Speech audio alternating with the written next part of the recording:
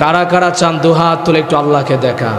লিল্লাহে তাকবীর, নারায়ে তাকবীর, লিল্লাহে তাকবীর।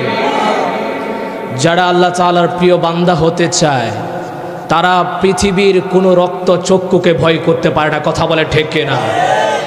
যারা আল্লাহর প্রিয় বান্দা হতে চায়, প্রিয়জন হতে চায়, তারা পৃথিবীর কোনো পরাশক্তিকে ভয় করতে পারে না, ঠিক কিনা বলুন মুসলমান? এই জন্য আমরা একজনকে ভয় করে চিৎকার করে বলুন তো দেখি তিনি কে? মনে রাখতে হবে মুসলমান, যাদের কলবে আল্লাহ সুবহানাহু ওয়া তাআলার ভয় থাকবে, পৃথিবীর কোনো পরাশক্তিকে যদি সে ভয় না করে, তাহলে আগামী বাংলাদেশ হবে মুসলমানের বাংলাদেশ, ঠিক কিনা? আগামী বিশ্ব হবে কোরআন এবং সুন্নাহর বিশ্ব, ঠিক কিনা বলো? এই জন্য একজনকেই ভয় করতে হবে, চিৎকার করে বলতে হবে তিনি কে?